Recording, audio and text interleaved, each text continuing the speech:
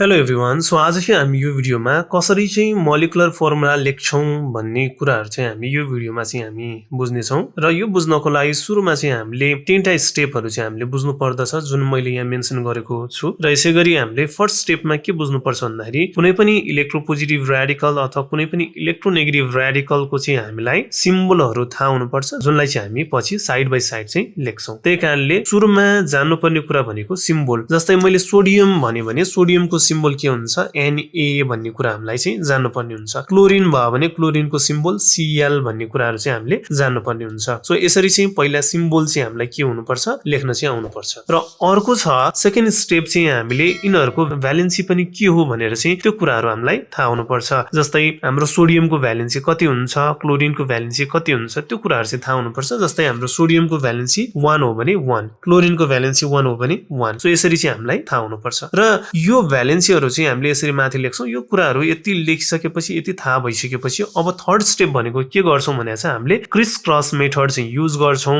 र जुन रिजल्ट आउँछ क्रिस क्रस गर्दा त्यो चाहिँ हाम्रो के हुन्छ मोलिकुलर फर्मुला हुन्छ भनेर बनेको छ है। यहाँ हामी हेर्न सक्छौं र त्यही कारणले सुरुमा हामीले सिम्बल लेख्छौं, त्यसपछि त्यसको भ्यालेन्सी लेख्छौं र यसरी क्रिस क्रस गर्दा चाहिँ हाम्रो Na1Cl1 आउँछ र यसलाई लेख्दा हाम्रो NaCl हुन्छ। सो यो चाहिँ हाम्रो के भयो मोलिकुलर फर्मुला हो भनेर हामी बुझ्न सक्छौं। सो यो कसरी गरिन्छ, यो कसरी चाहिँ इजी वे हुन सक्छ भन्ने कुराहरु सबै हामी चाहिँ यहाँ डिस्कस गर्छौं। त्यही कारणले यो भिडियो लास्टसम्म हेर्नु होला। र अब यो तीनटा रुलहरु हजुरहरुले जान्नु भयो भने अब अर्को थप कुरा चाहिँ के पनि बुझ्नु पर्छ भन्दाखेरि जस्तै कुनै कुनै एलिमेन्टहरुको चाहिँ हाम्रो भ्यालेन्सी भेरिएबल हुन्छ, धेरै हुन्छ। त्यही कारणले त्यो भेरिएबल भ्यालेन्सीहरु पनि हामीले जान्नुपर्ने हुन्छ। जस्तै कपरमा हेर्नु भने क्युप्रसको 1 भ्यालेन्सी क्युप्रिकको 2 हुन्छ, गोल्डमा हेर्नु भने औरसको 1 औरिकको 3 हुन्छ, मर्करीको हेर्नु भने मर्कुरिसको 1 हुन्छ, मर्क्युरिकको 2 हुन्छ, आइरनमा हेर्नु भने फेरसको 2 हुन्छ, फेरिकको 3 हुन्छ। तर सिम्बल सबैको त्यही हुन्छ है। हेर्नु त जस्तै कपरको क्युप्रस र क्युप्रिकमा Cu नै हुन्छ। यसरी चाहिँ बुझ्नु होला। मैले सिम्बल पनि यहाँ लेखेको छु र भ्यालेन्सी यति कुराहरु चाहिँ हामीले जान्नुपर्ने हुन्छ। अब यो जान्नु भयो भने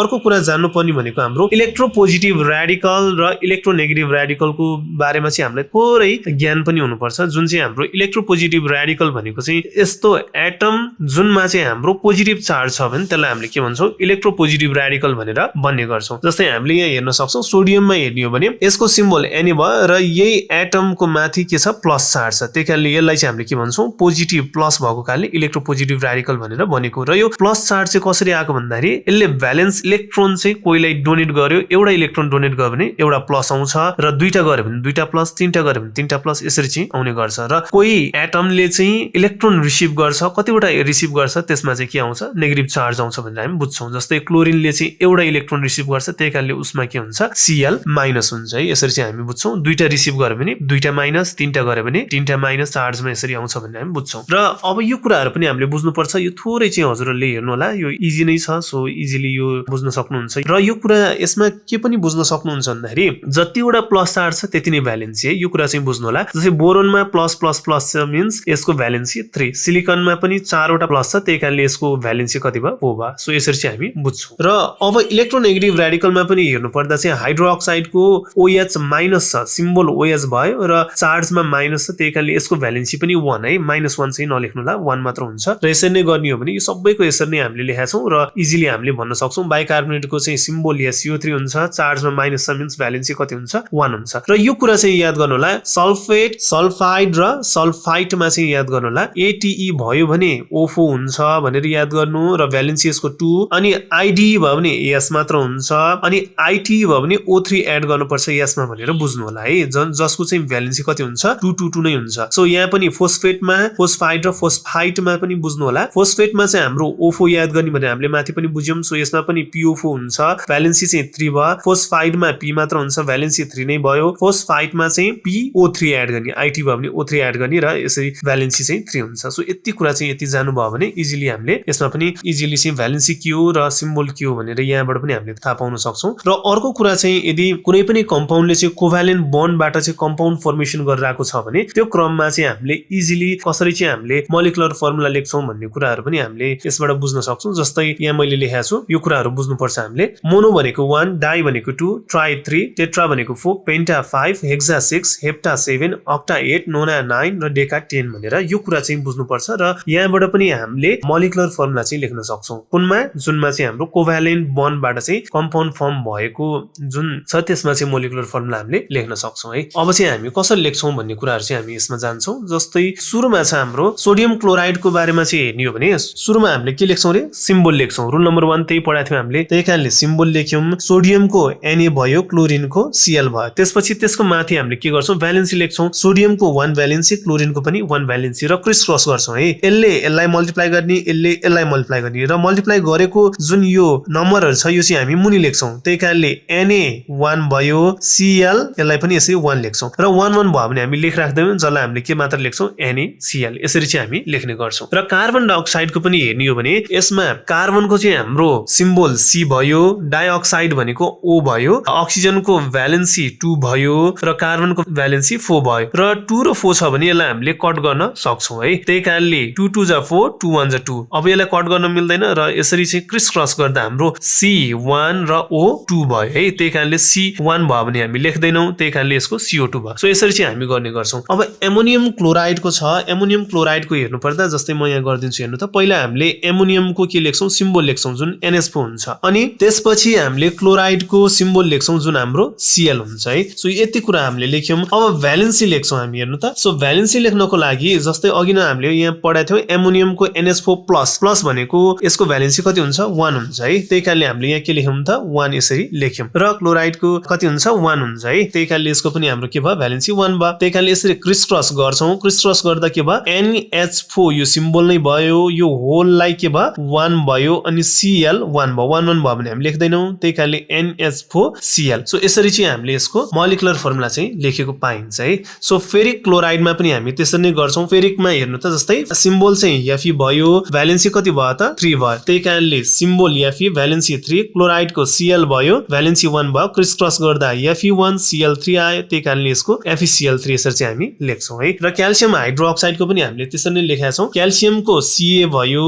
सिम्बल, हाइड्रोक्साइडको हामीले यहाँ लेख्छौं हेर्नु त OH छ भ्यालेन्सी 1 है। यहाँ माइनस भनेको भ्यालेन्सी एउटा मात्र छ। त्यही कारणले भ्यालेन्सी 1 भयो। त्यही कारणले भ्यालेन्सी 1, क्याल्सियमको भ्यालेन्सी 2 हुन्छ यो थाहा छ हामीलाई। सो यसरी क्रिस क्रस गर्दा Ca1 यो OH सबैमा है यो सिम्बल होलमै हामीले 2 लगाउनु पर्छ है यो सिम्बलमै। त्यही कारणले होल यसरी 2 लगाउँछौं र 1 भयो भने हामी लेख्दैनौं। त्यही कारणले CaOH होल 2 भयो। यो चाहिँ हाम्रो क्याल्सियम हाइड्रोक्साइडको मोलिकुलर फर्मुला भयो। सो क्युप्रस अक्साइडमा पनि हामी त्यसरी नै गर्छौं। क्युप्रसमा हेर्नु त Cu सिम्बल भयो, भ्यालेन्सी 1 भयो। त्यही कारणले Cu लेख्यौं, भ्यालेन्सी 1 भयो। र अक्साइडमा हेर्दा चाहिँ हाम्रो हेर्नु त सिम्बल O भयो, भ्यालेन्सी यहाँ माइनस माइनस भनेपछि भ्यालेन्सी 2 भयो। सो यसमा हामीले त्यही लेखेका छौं O र 2 भयो है। सो यसरी क्रिस क्रस गर्दा Cu2 र O1 भयो। जुन 1 भयो भने हामी लेख्दैनौं। त्यही कारणले Cu2O यसरी चाहिँ हामी लेख्छौं। र अर्को चाहिँ अब एल्युमिनियम सल्फेटको चाहिँ बुझ्नु पर्दा सुरुमा हामीले सिम्बलमा एल्युमिनियमको Al लेख्यौं र यसैगरी सल्फेटको SO4 हुन्छ त्यो लेख्यौं। जस्तै हामी यहाँ हेर्न सक्छौं। र यसैगरी सल्फेटको चाहिँ हाम्रो भ्यालेन्सी 2 छ।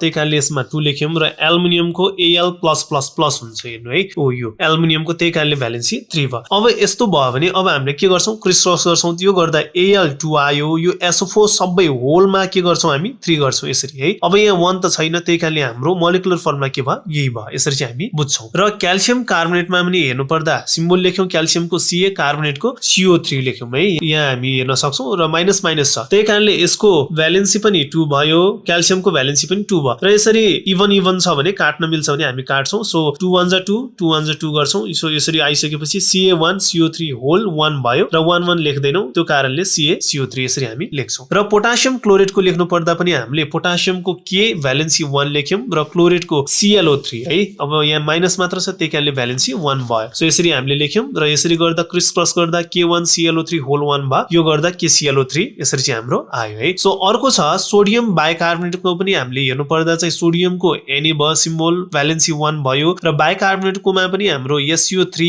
हाम्रो चाहिँ यसको सिम्बल भयो। यहाँ हेर्नु SO3 भयो बाइकार्बोनेटको र भ्यालेन्सी 1 भयो। यसरी हामी बुझ्न सक्छौं। र यो गर्दा पनि हामीले क्रिस क्रस गर्दा के भयो Na1 SO3 होल 1 भयो। जुनलाई हामीले लेख्दा 1 1 लेख्दैनौं र NaSO3 यसरी चाहिँ हामी लेख्छौं। मर्क्युरिक क्लोराइडको हेर्दा पनि हामीले मर्क्युरिक भनेपछि हाम्रो यहाँ हेर्नु त Hg भयो, भ्यालेन्सी हाम्रो 2 भयो है। यसरी हामी बुझ्न सक्छौं। क्लोराइडमा Cl भयो, भ्यालेन्सी 1 भयो। क्रिस क्रस गर्दा Hg1 Cl2 भयो। 1 भयो भने हामी लेख्दैनौं। त्यही कारणले HgCl2। र क्याल्सियम क्लोराइडको हेर्नु पर्दा पनि हाम्रो सुरुमा क्याल्सियमको सिम्बल Ca, क्लोराइडको Cl हुन्छ। यसको भ्यालेन्सी 2, यसको भ्यालेन्सी 1 र क्रिस क्रस गर्दा Ca1 Cl2 आयो र 1 भयो भने हामी लेख्दैनौं र जस कारण CaCl2 हुन्छ है। यसरी हामी लेख्छौं। सो यसरी चाहिँ हामी लेख्ने गर्छौं। सो अझ हजुरलाई यो सबै यहाँसम्म चाहिँ कसरी लेखिएको भन्ने यो थाहा भयो होला। र अर्को चाहिँ अब हामीले कोभ्यालेन्ट मोलिकुलर कम्पाउन्ड्सहरु हेर्नु पर्दा यो चाहिँ कसरी लेख्छौं भन्दाखेरि सो यदि अघिनको कुराहरु जुन हामीले यसमा भनेका थियौं, यदि यो मोनो डाइ ट्राई हाम्रो यो कम्पाउन्डमा चाहिँ यस्ता वर्डहरु आयो भने त्यसले चाहिँ कोभ्यालेन्ट बन्ड बनाउँछ भनेर याद गर्न सक्नुहुन्छ।